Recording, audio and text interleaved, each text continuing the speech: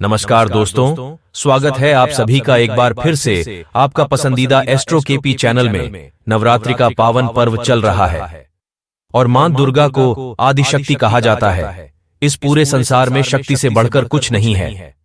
भगवान शंकर शक्ति के बिना शव जैसे हैं, अर्थात मुर्दा के तुल्य है।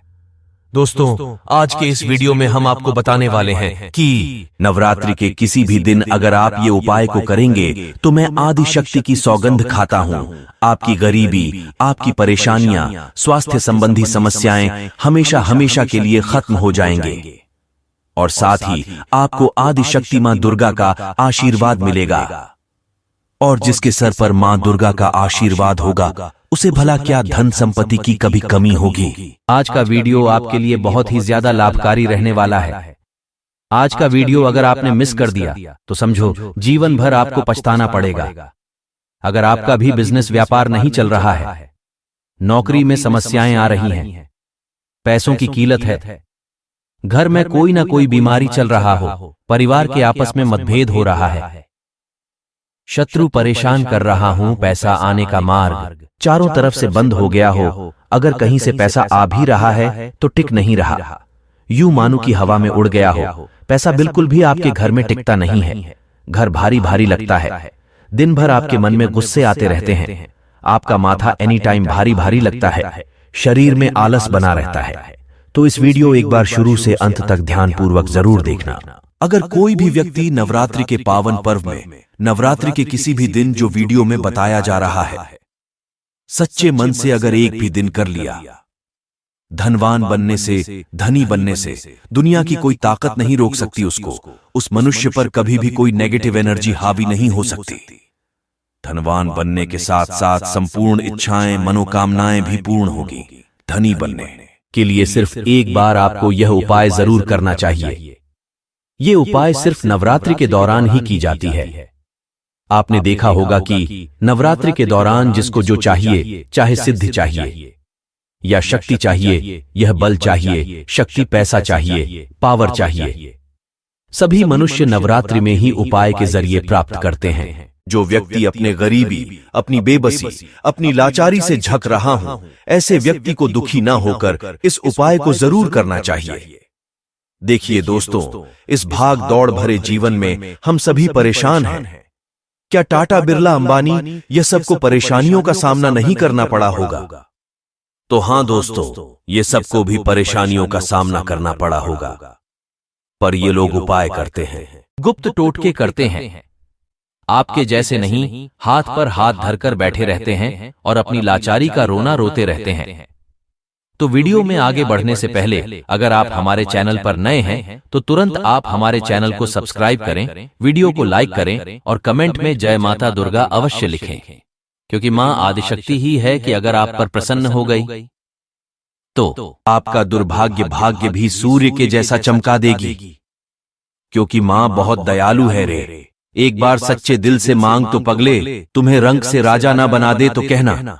अगर नवरात्रि में सच्चे दिल से तुमने मां को प्रसन्न कर लिया तो तुम्हारे सातों जन्म के पाप भी खत्म हो जाएंगे। अगर अनजाने में आपसे कोई ना कोई गलती हो गई हो तो माता उस पाप को भी समाप्त कर देगी, क्योंकि पुत्र कपूत हो सकता है, माता कुमाता नहीं होती। इसलिए विश्वास के साथ नवरात्र में हमारे बताए गए इस उपाय को आप करके देखो। तुम्हारी पापी रूपी, जिद्दी रूपी पुश्तों से चल रही गरीबी भी सदा सदा के लिए समाप्त हो जाएगी।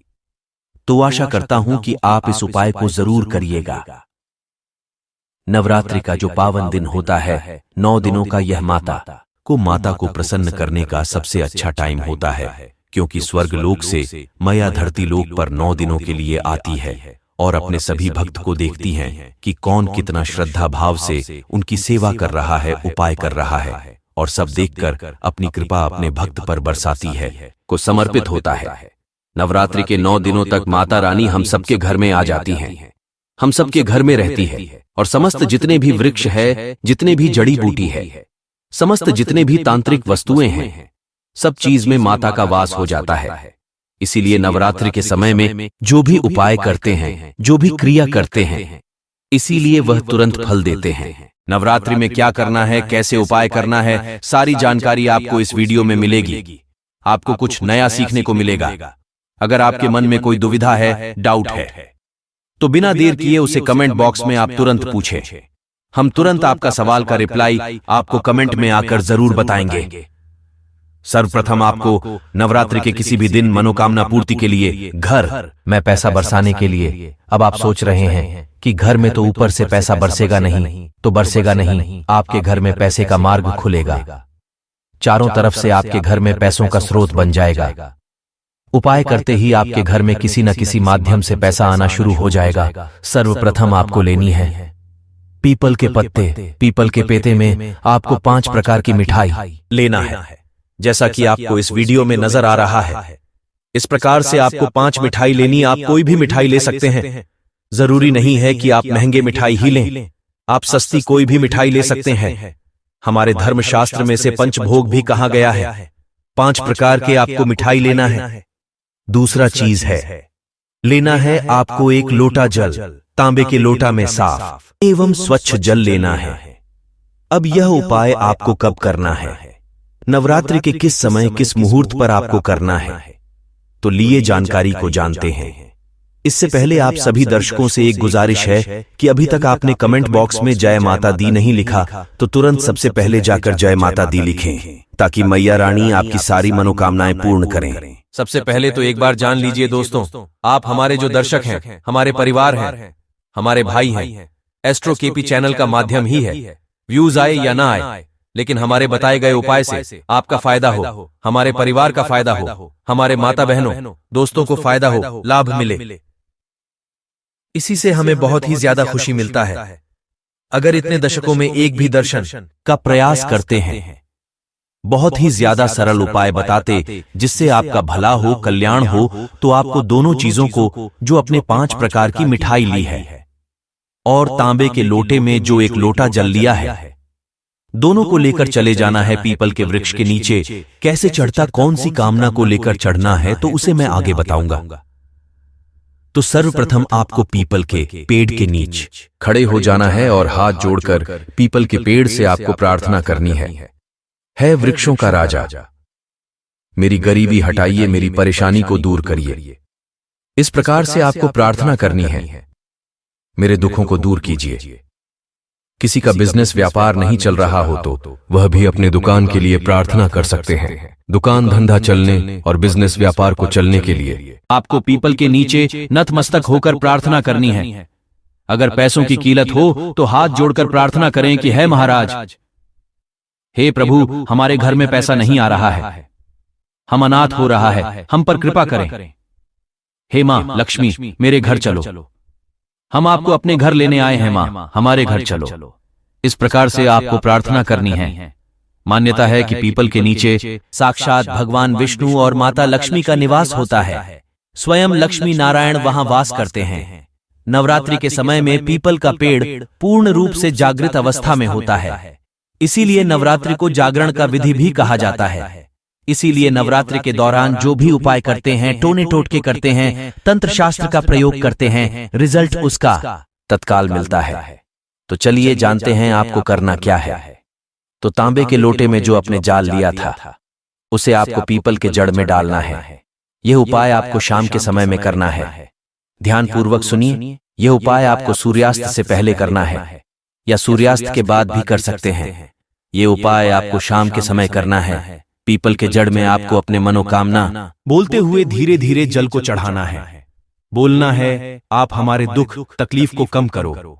हम माता लक्ष्मी और नारायण आप दोनों को अपने घर ले जाने आए हैं। हम अनाथ असहाय व्यक्ति का आप ही तो सहारा है, माता पिता है हमारे घर। चलिए प्रभु, हमें आपकी जरूरत है। आप हमारे घर में प्रवेश करें, हमारे घर को धन दौलत से परिपूर्ण बनाएं। आपकी जो भी समस्या हो वह बोलते हुए इस तांबे के लोटे से जल चढ़ाना है। दूसरा, आपको करना क्या है, जो आपने 5 प्रकार की मिठाई ली है, उसे मां लक्ष्मी के भोग में चढ़ा दे। पता सही थी, पीपल के जड़ के नीचे माता लक्ष्मी को भोग में चढ़ा दे। जिनको दम है, जो टोने टोटके में विश्वास रखते हैं, वह सिर्फ उपाय को करें, क्योंकि अब कोई साधारण उपाय नहीं आते हैं और माता के आते हैं, फिर आपकी मानो लॉटरी ही लग गई। क्योंकि जहां माता स्वयं पधारेगी वहां पर क्या चीज का दुख, दर्द और तकलीफ होगा। चारों तरफ पैसा ही पैसा, लॉटरी है। लॉटरी आपकी सारी दुख तकलीफ खत्म हो जाएगी।